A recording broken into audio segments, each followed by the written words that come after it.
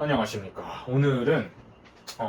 홍콩 증시에서 지난 5월 27일 날 상장 폐지된 리엔펑이라는 회사에 대해서 한번 얘기를 좀 해보려고 합니다. 이 회사는 전통적인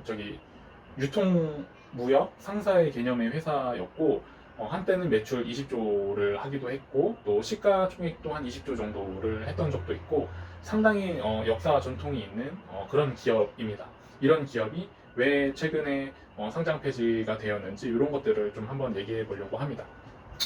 일단 이 기업은 처음에는 뭐 100년 전에 도자기 이런 것들을 이제 중국에서 그 다음에 미국, 유럽으로 이렇게 무역하는 역할을 하다가 이제 점차 이제 섬유, 의류, 뭐 장난감 이런 유통 사업을 하면서 기업이 20조까지 기업 가치가 20조, 그다음 매출액이 20조까지 컸다가 최근에 좀 쇠퇴의 길로. 그렇다고 또 이 포지션이 많이 작아진 거는 아니고 그다음 천천히 줄어들었는데 작년 말 매출로는 한 13조 원 정도는 했던 것 같고, 그 다음에 영업이익도 한 2,500억 원 정도로 최근까지도 이제 돈을 좀 잘 벌고 있는 그런 상사 회사가 이제 상장 폐지가 되었습니다. 일단 보시면 아시겠지만 우리나라의 뭐 현대상선, 그 다음에 LG상사, 포스코 인터내셔널 이런 모든 그런 무역 회사들의 주식을 보시면 기업 가치가 점점 하락하는 것들을 우리가 볼 수가 있습니다. 이게 홍콩 요번에 리엔펑의 그런 기업 가치 하락과 관련된 것은 세계적인 추세 흐름 자체가 이렇게 하락되었다고 저는 생각이 되고, 이런 상황에서 기업 가치가 이제 저렴해지니까 대주주가 이제 결정을 해서 경영권이랑 내가 그냥 비공개 기업으로 전환을 해서 내가 시장에 있는 모든 주식을 취득을 하고 이제 독자적인 그런 비공개 회사가 되겠다 이렇게 이제 판단을 했다고 보시면 됩니다. 일단 이게 보면 최근까지도 돈을 쇠퇴의 길로는 추세적으로 조금 이렇게 하락세를 그리고는 있었지만, 성장성이든 수익성이든 이게 하락세를 그리고는 있었지만 이 근거로 지금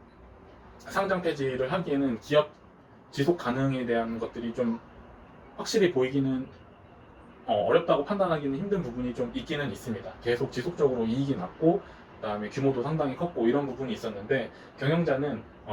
아까도 말씀드렸다시피 이런 것들을 다 그냥 싼값이니까, 싼값에 이 회사를 내가 그냥 한때는 20조 원까지 했었는데 최근에는 이제 뭐 1조 원, 2조 원의 가치밖에 안 되니까 90% 할인된 가격이면 그냥 내가 시장에 있는 것들을 다 사서 그냥 나 혼자 경영을 하면은 앞으로 사업 구조 조정이라든지 이런 뚝심 있게 본인이 생각하고 있는 그 철학을 이 기업에다가 이제 심을 수 있는 그런 상태가 되니까, 이렇게 좀 판단을 해서 다 이제 이렇게 시장에 있는 그런 주식들을 다 매수해서 비상장 회사로 전환을 한 것으로 판단은 됩니다. 이런 것들을 보면 이 회사는 지속적으로 뭐 자동화 기술을 도입을 하기도 했고, 그 다음에 디지털 플랫폼 기반을 해서 공급과 어떤 구매의 어떤 생태계 자체를 조금 자기네들의 플랜에서 모든 것들을 조절할 수 있게 그런 생태계를 만들려고 했고, 또 일부분 성공한 부분도 있습니다. 그런데 이런 최근에 장기적으로 발생하는 미중 무역 분쟁 이런 것들에 의해서 미국은 중국산에 대한 수입품을 자제를 하면서 이제 의류 쪽은 이제 방글라데시나 그 다음에 뭐 멕시코나 이런 쪽에서 이제 사오게 되니까, 이제 이 회사는 미국이나 유럽으로 수출을 해서 먹고 사는 회사였는데, 그쪽 포지션이 이제 정치적인 그런 것들이 관여되면서 이제 조금씩 하락이 되다 보니까 이제 계속 성장성이라든지 수익성이 하락된 부분이 그런 쪽에서 이제 발생한 측면이 있습니다. 하지만 회사 자체적으로는 뭐 디지털 플랫폼, 뭐 자동화 기술도 이런 것들을 추구를 했고, 어느 정도 또 성공한 부분도 이렇게 자료상에서는 나타나 보이는 부분이 있습니다. 그래서 정치적인 부분이랑 회사는 내부적으로 노력을 했지만 정치적인 부분 뭐 이런 것들이 연관되다 보니까, 그리고 사회적으로 또 이런 또 섬유 이런 것들을 할 수 있는 국가들도 더 많이 나타나기도 하고, 이런 부분 때문에 그리고 가장 큰 것 중에 하나가 이제 섬유 이런 게 사실 노동집약적인 산업인데, 중국이 원래 이제 노동비가 많이 저렴했기 때문에 이제 이런 산업들이 많이 발달을 한 거였었는데, 이제 뭐 방글라데시라든지 베트남이라든지 이런 신흥국들의 그런 노동력이 더 싸다 보니까 그쪽에서 생산해서 보내는 게 더 이제 저렴해지고 뭐 이런 부분들이 생기다 보니까, 이런 중국 중화기업, 홍콩을 대표하는 쪽에서의 섬유 기업의 어떤 상사의 역할을 하던 회사의 힘이 조금씩은 약해질 수밖에 없었다, 이런 점이 좀 보이기는 합니다.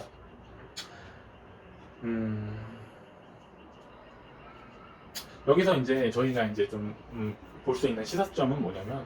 어, 이렇게 전통적으로 컸던 기업이 그런 디지털 플랫폼 생태계를 구축해서 하고자 노력을 했음에도 불구하고 그런 거시적인 어떤 환경의 변화 이런 것들이 더 크게 변하니까 노동비의 증가, 그 다음에 미중 무역 분쟁에 있어서의 어떤 수출에 있어서 어떤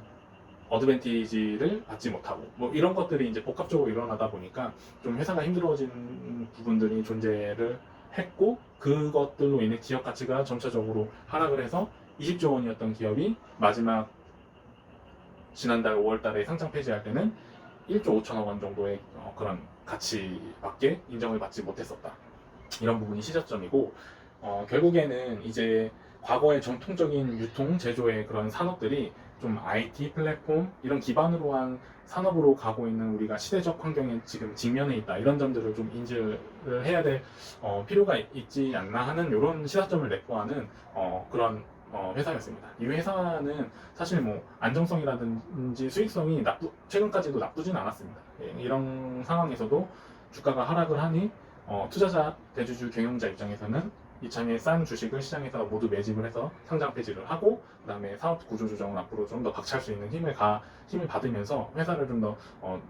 단단하게 다지지 않을까 이런 생각은 하고는 있는데 시대적으로 이런 부분 때문에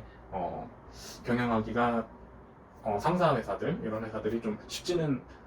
않지 않은 부분들이 존재한다는 것들을 알려줬고 요런 거에서 이제 제대로 박치고 나간 이제 기업들이 세계적으로 봤을 때 이제 아마존 같은 기업이라고 할 수 있죠. 이제 아마존 같은 기업은 전통적인 그런 어떤 딱 중간 무역상의 역할 뭐 그냥 단순히 이런 것들이 아니라 정말 플랫폼에 기반을 한 그런 IT 산업을 기반을 한 어떤 그런 물류 역할을 하는 그런 업체로 변신을 했기 때문에 지금의 이런 기업 가치의 어떤 상승, 그 다음에 기존의 그런 회사들은 하락, 이런 것들을 좀 한번 생각을 해보면 앞으로 우리가 좀 경제, 그 다음에 시야를 바라볼 때 좀 더 세상을 좀 한번 어떤 식으로 변하고 있는지 그런 것들을 한번 한번 생각해 볼 수 있지 않을까, 뭐 그렇게 생각을 합니다. 네, 그럼 이것으로 마치도록 하겠습니다. 안녕.